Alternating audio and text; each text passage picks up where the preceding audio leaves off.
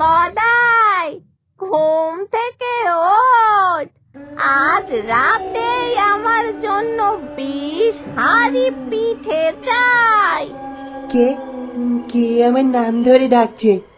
সুফিয়া, তুমি নাকি এত রাতে পিঠে চাইছো কেন? আমি তোর বউ নই রে বদাই, আমি শাকচুন্নি। আর পিঠে না দিলে আজ তোর ঘুম চিরদিনের জন্য শেষ। শাকচুন্নি, কিন্তু আমি তোকে কিভাবে পিঠে দেব?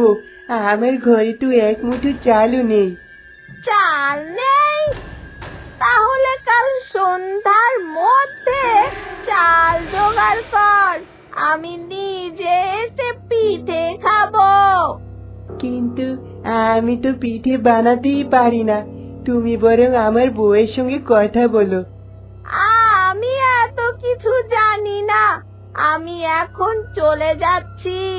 ফিরে এসে আমি যদি আমার পিঠে না পাই, তখন বুঝবি। বদাই, তুমি ভয় পেও না। পিঠে কে খাবে সেটা পরে দেখা যাবে। আগে আমাকে বলো, এই বিপদটা তোমার জীবনে এলো কিভাবে? বলছি সুফিয়া, তাহলে শোনো। সব শুরু হয়েছিল আজ দুপুরে।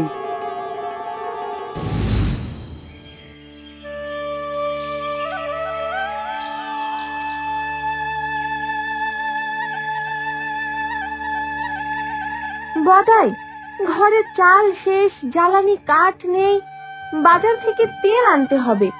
তুমি এখনো খাটিয়ায় পড়ে আছো কেন? এত সকালে কাজের কথা বলো না সুফিয়া। সূর্যটা একটু মাথার উপরে উঠুক, তারপর ভাববো কি করা যায়। তুমি প্রতিদিন এই কথা বলো। সূর্য মাথার উপরে উঠলে বলো গরম, দুপুর হলে বলো ক্ষুধা পেয়েছে, আর সন্ধ্যা হলে বলো আজ আর সময় নেই। দেখেছ, আমার জীবনে কত সুন্দর নিয়ম, তাই তো এত শান্তিতে আছি। শান্তিতে তুমি আছো, কিন্তু তোমার সংসার শান্তিতে নেই। আজ জঙ্গল থেকে কাঠ না আনলে রাতে রান্না করার মতো কিছুই থাকবে না। আচ্ছা বাবা, যাচ্ছি যাচ্ছি। তবে ফিরে এসে যেন গরম গরম ভাপা পিঠে পাই, এই কথাটা কিন্তু মনে রেখো। আগে কাঠ নিয়ে ফিরে এসো, তারপর পিঠের কথা ভাববো। অলস মানুষকে পিঠে খাওয়ালে যে আরো অলস হয়।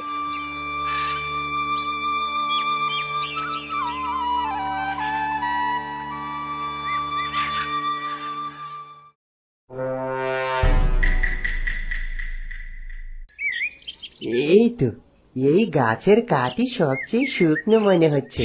তাড়াতাড়ি কেটে নিয়ে বাড়ি ফিরলেই হয়। কাঠ কাটতে এসেছিস বদাই? কাঠ কাটবি নাকি আমার ঘুম কাটবি?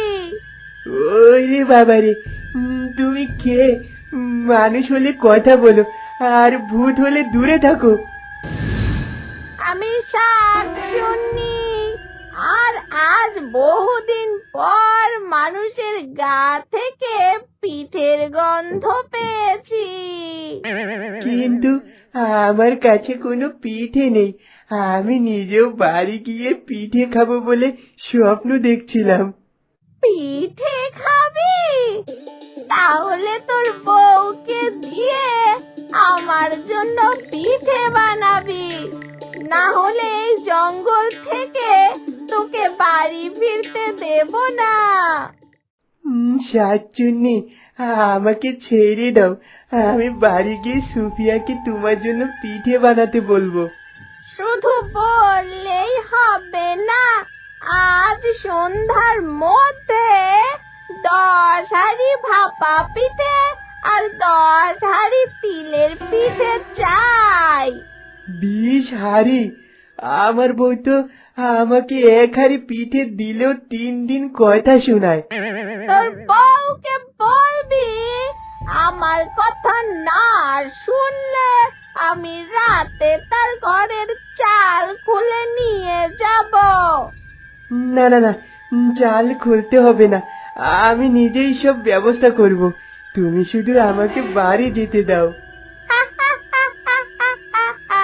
ঠিক আছে, তবে মনে রাখিস, পিঠে না পেলে আমি নিজেই তোদের বাড়িতে হাজির হব।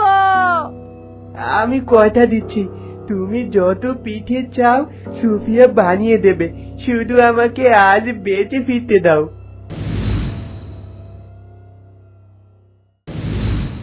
কি হয়েছে তোমার?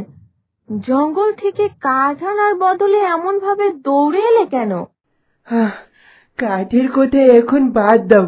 জঙ্গলে আমি এমন এক জিনিস দেখেছি যেটা শুনলে তোমার হাত থেকে চালের বাটি পড়ে যাবে। তুমি আবার কোনো অজুহাত বানাচ্ছ তো? সারাদিন কাজ না করে ফিরে এসে নতুন গল্প শুরু করেছো। গল্প না, সত্যি বলছি। শেবরা গাছে সাতচন্নি থাকে, সে আমার কাছে 20 হাঁড়ি পিঠে চেয়েছে গো। তাই নাকি? এতদিনে বুঝলাম তোমার অলসতারও একটা উপকার আছে। আমার অলসতার আবার উপকার কি?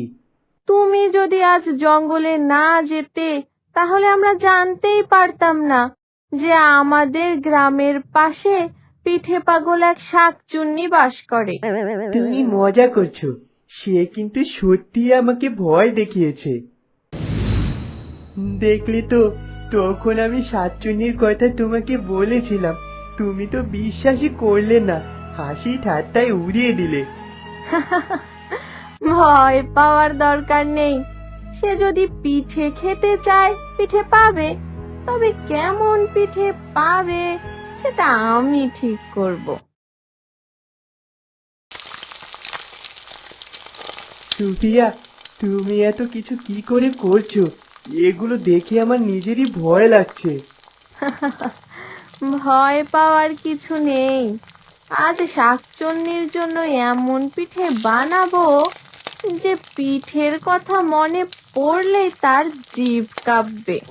কিন্তু তাকে যদি রাগিয়ে দাও, সে তো বলেছে আমাদের ঘরের চাল খুলে ফেলবে। ভয় দেখিয়ে যে অন্যের কাছ থেকে খাবার আদায় করে, তাকে একটু শিক্ষা না দিলে সে আরো সাহসী হবে। তাহলে আমি কি করব? তুমি দরজার আড়ালে থাকবে, আর আমি যখন পিঠে দেব তখন তুমি কোনোভাবেই আগে থেকে সত্যিটা বলবে না। আচ্ছা, কিন্তু যদি সে আমাকে ধরে ফেলে? তাহলে তুমি দৌড়াবে, কারণ দৌড়ানোর ব্যাপারে তোমার অভিজ্ঞতা আজ বেশ ভালো হয়েছে।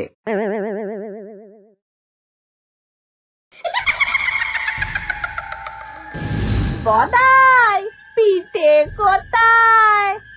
আজ কিন্তু আমি 20 হাঁড়ির কম খাবো না। এসো শাকচুন্নি, তোমার জন্য গরম গরম পিঠে তৈরি করেছি, যত খুশি খাও।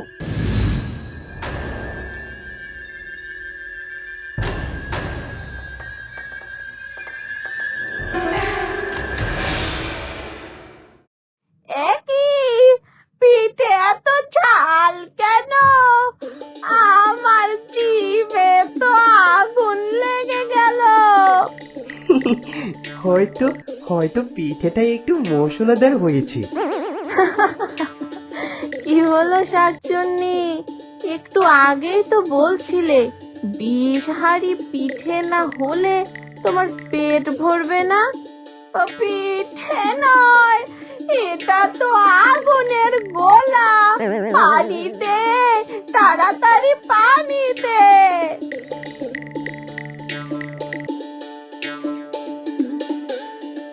সোফিয়া বউ, আমাকে ক্ষমা করে দাও। আমি আর কখনো তোমাদের ভয় দেখিয়ে পিঠে চাইবো না। খাবার চাইলে ভদ্রভাবে চাইতে পারতে। অন্যকে ভয় দেখিয়ে খাবার আদায় করা কি ঠিক? না, ঠিক না। পিঠের লোভে আমি ভুল করে ফেলেছি। আর আমাকে যে জঙ্গলে ধরে ভয় দেখিয়েছিলে, সেটার জন্য ক্ষমা চাইবে না? হ্যাঁ রে বদাই, তোর কাছেও ক্ষমা চাইছি। তবে তুইও একটা কথা শোন, সারাদিন অলস হয়ে থাকিস না। তুমি আবার আমাকে উপদেশ দিচ্ছ? হ্যাঁ, তোর বউ তোকে যতই বকুক, তার কথা শুনে কাজ করা শুরু কর। অলস মানুষকে কোনো জাদুই সুখী করতে পারে না।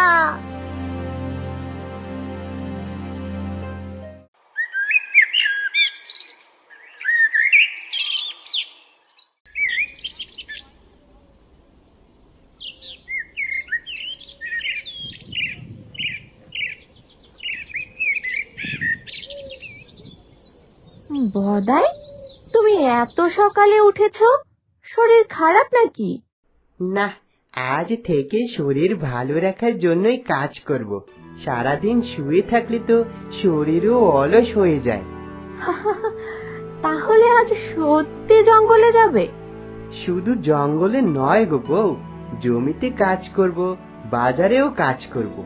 এতদিন তোমাকে একা সব সামলাতে হয়েছে। তুমি যদি সত্যি বদলে যাও, তাহলে আমার আর কিছু চাই না। তবে একটা জিনিসই চাই। কি? আজ সন্ধ্যায় তোমার হাতে বানানো আসল মিষ্টি ভাপা পিঠে চাই গো। তবে এবার শাকচুন্নির জন্য নয়, আমার জন্য। কাজ করে ঘরে ফিরলে পিঠে তো পাবেই। অলস বদাইয়ের জন্য নয়, পরিশ্রমী বদাইয়ের জন্য।